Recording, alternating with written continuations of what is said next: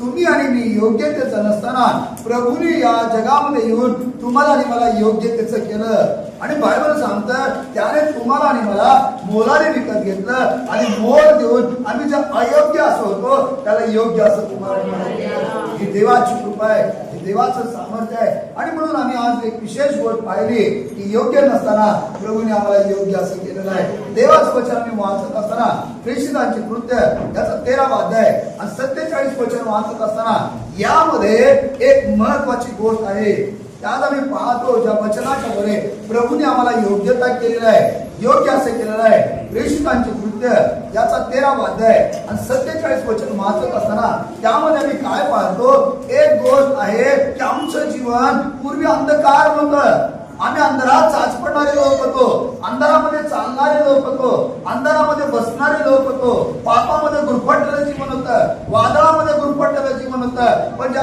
येशूला आम्ही पाहिलं, येशूने आमच्या भेट घेतली, येशूने आम्हाला दर्शन दिलं, येशूने आम्हाला आवाज दिला, येशूने आम्हाला हाक मारली, त्यावेळेस आम्ही परमेश्वराच्या योग्यतेचं झालो. बायबल काय सांगते पहा.